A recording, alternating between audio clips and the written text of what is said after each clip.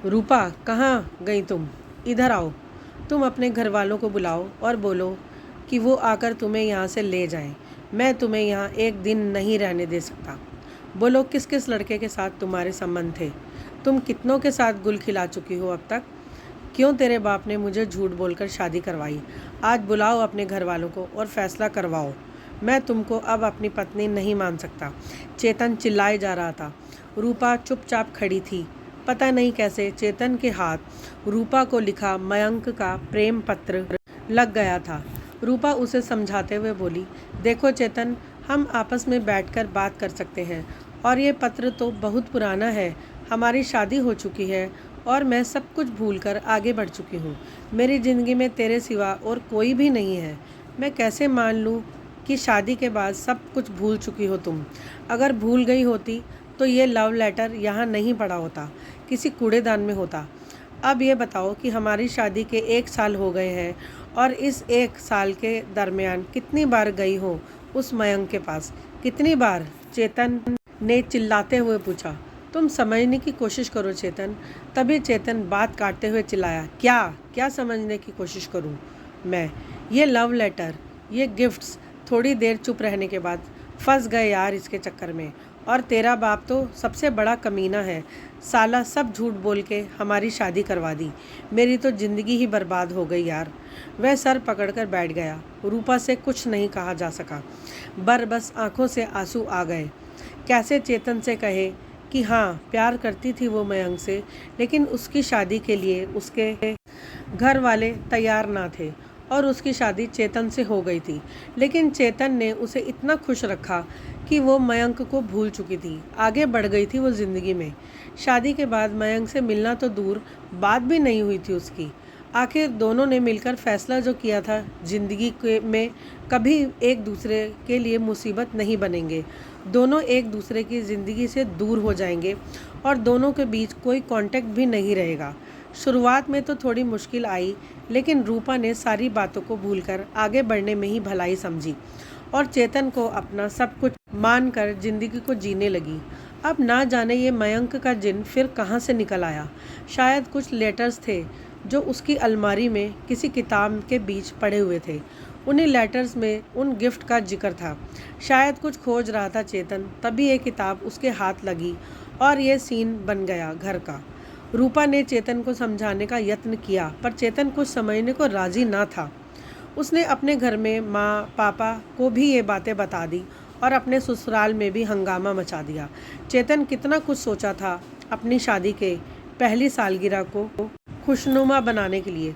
दोनों तैयार हो रहे थे आउटिंग और लॉन्ग ड्राइव के लिए, लेकिन सब तैयारियों, योजनाओं और सपनों पर पानी फिर गया।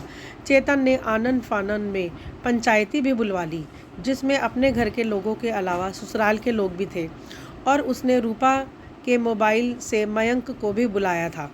एक बड़े होटल में बैठक हो रही थी। बहस, आरोप प्रत्यारोप का दौर जारी था।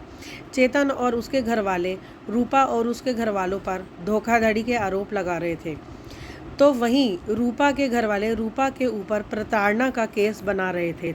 हालांकि दोनों इस बात पर राजी थे कि शादी से पहले रूपा के संबंध मयंक से थे, लेकिन रूपा के घर वाले जाति को लेकर शादी के लिए मना कर दिए थे।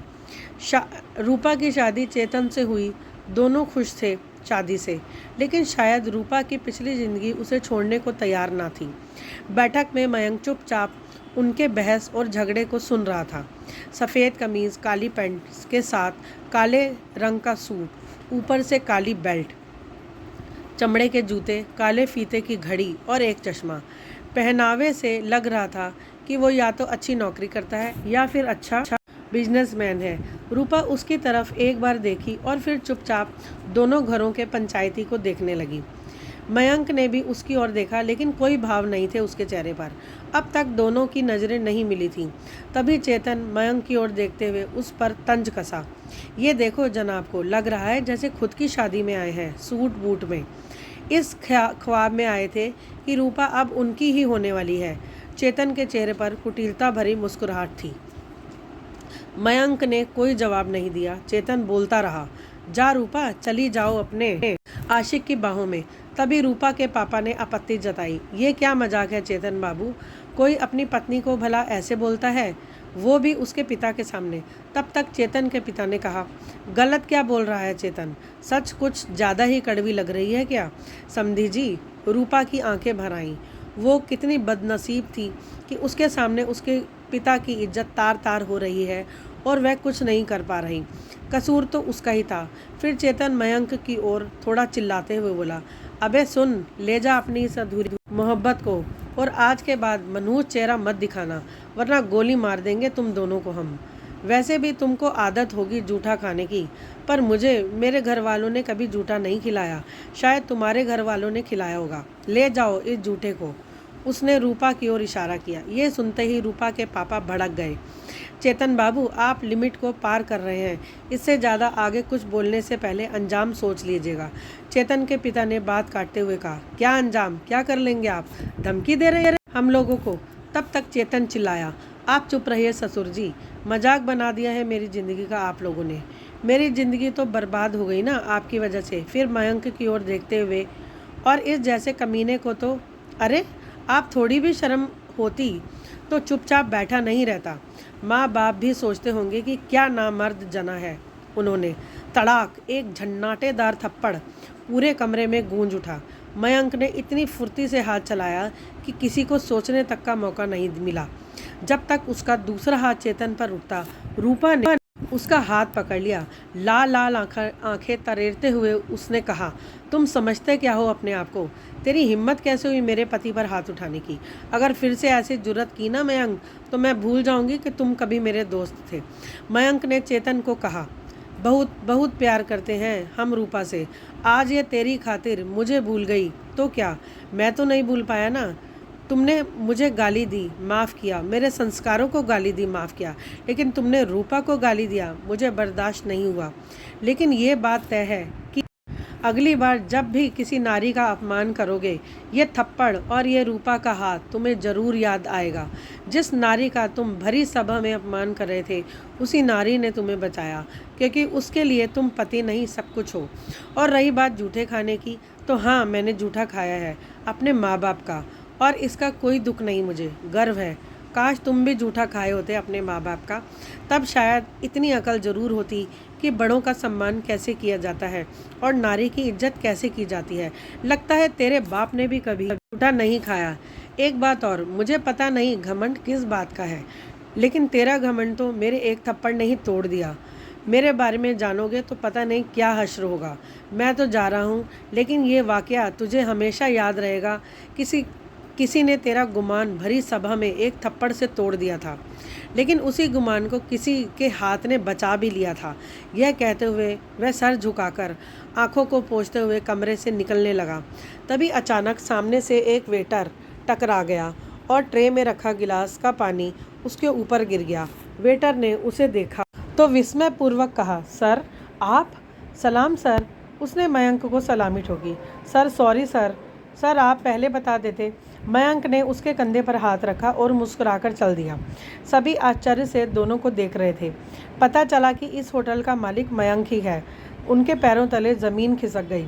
वे बाहर आए, नीचे देखा, मयंक एक काफ़ी महंगी गाड़ी के पास खड़ा था और दो लोग उसके सूट को खोलकर उसे दूसरा सूट पहना रहे थे। थोड़ी देर बाद मयंक अपनी कार में बैठकर चला गया। दिन बीते, महीना बीता, साल बीत गए।